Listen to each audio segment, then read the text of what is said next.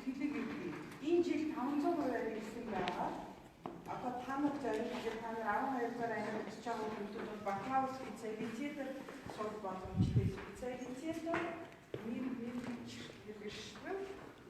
гээд 5 жил сурах хэрэгтэй.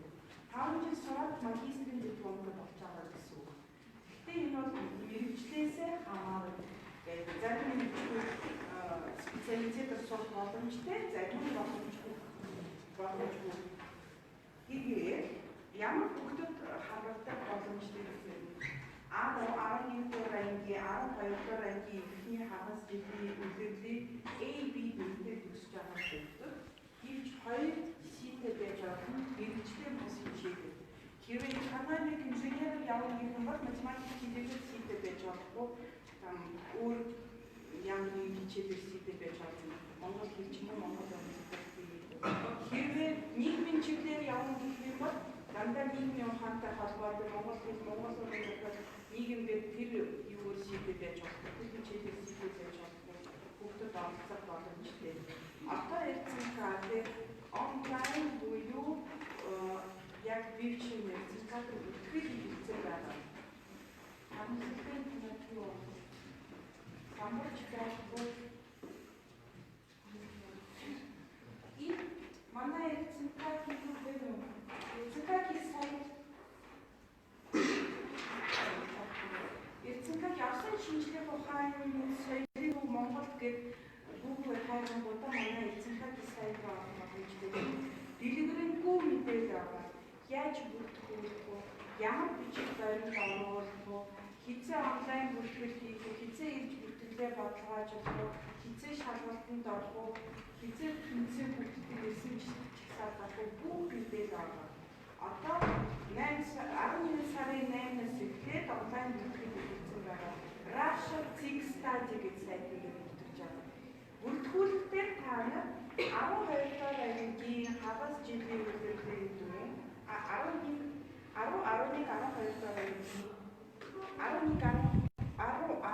жилийн үлгэр жилийн дүн 12 дугаар ангийн хагас жилийн үлгэрлийг дүн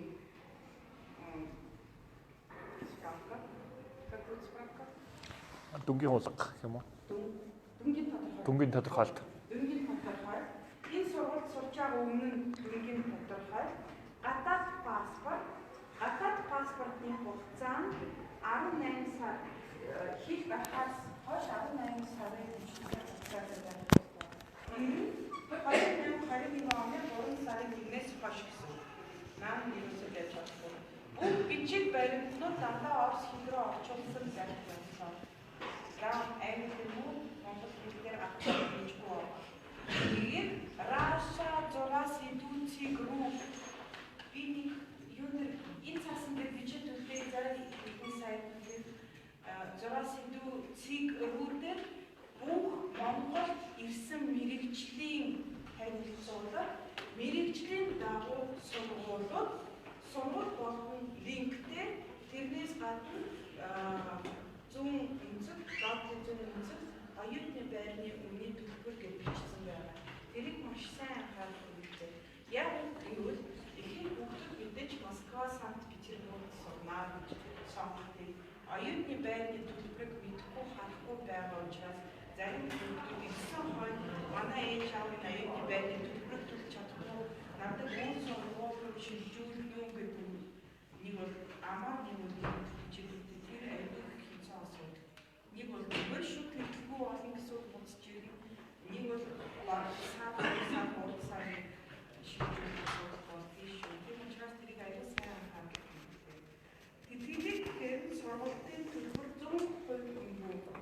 Хүүхдээс эцэгээс гарах заавал замын заавал оюутны байрны төлбөр эрүүл мэндийн даатгал мэдээж болно. Бэлтгэл анги гэж байдаг. Энд шалгалт ямар шалгалт болдог гэвэл инженер, математикийн чиглэлээр мэргэжил сонгосон шалгалтад математик, орос хэл хоёр шалгалт өгнө. Орос хэл гэдэг математик бас байдаг. Жишээ даавал бас адилхан юм гарсан. Манай сайтын дээр хоёр шалгалтын түнгээр нийлүүлсэн оноо үнцэн гэж шалгав.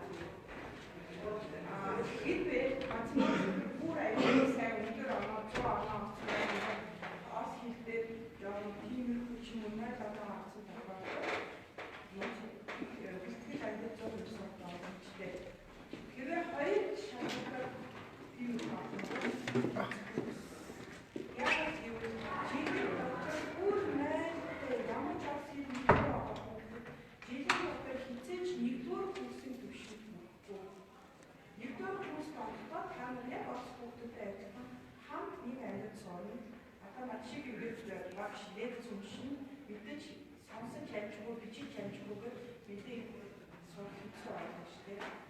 Жил яг 10-15 хүүхэд болцсон шүү. Даже орос сургууль үздэг байдаг.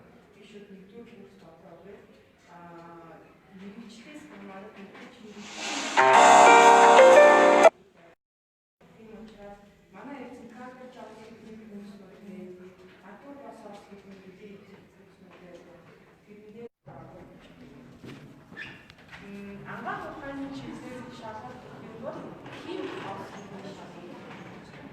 Нийгмийн чиглэлээр гадаад харилцаа хууль гэх юм бол даан орс хэлээр орс хэл бичгээр орс хэл аваад шалгалт өгөө. Тэмцээн хүүхдүүдийн чигсаалт 3 сарын 26-нд 3 сарын 18-наас эхний шалгалт байна. Хамгийн ихний математикийн шалгалт болно шүү. Одоо ингэж бүртгэл хэлцэн байгаа бүртгэлийн бакалаврчид энэ бол 3 сарын 15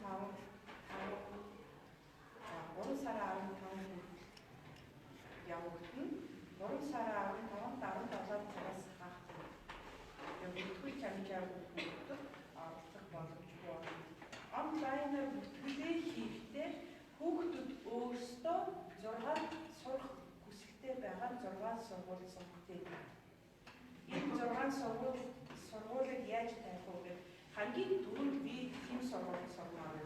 Энэ сургууль намайг авахгүй бол дараа би энэ сургуульд орно. Энэ авахгүй бол дараагийн сургууль тэгээд дэс дараа нь байна. 6 сургуулиуд залгав. Хааныг 6 сургуулиуд зоргуулах хүлээж авах уу гэж асуудал байдаг.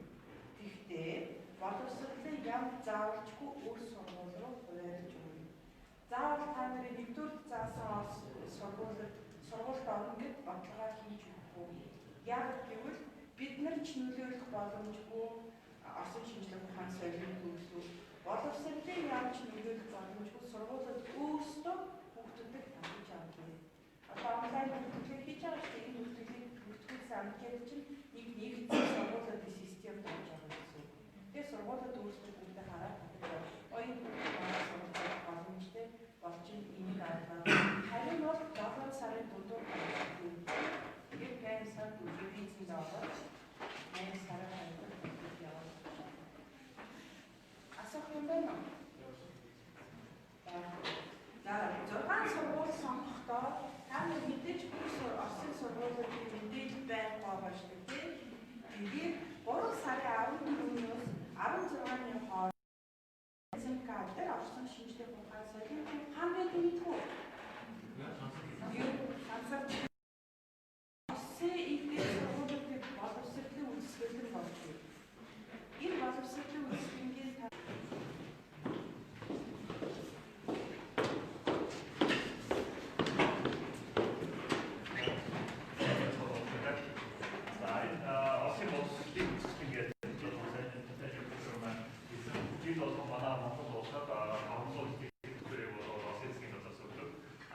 тэрийг сурчлаад сургууль өөрснөө 3 сарын 14-наас 16-ны хооронд эцэг кадр хэмжээж одоо үзэгдлийн яагаад хийдэг. Тэгэхээр энэ сургуулиуд өөрснөө өөрийнхөө мэдээлэлтэй болон энэ 500 төгрөгөөс одоо тэгэхээр оюутнуудын сургуулиудаар сонгож авах боломжтой сургуулиудыг гэсэн. Тэгэхээр та бүхэн яаж сурнаас өөрөөр орсын боловсролын талаар та бүхэн хэр мэдээлэлтэй вэ?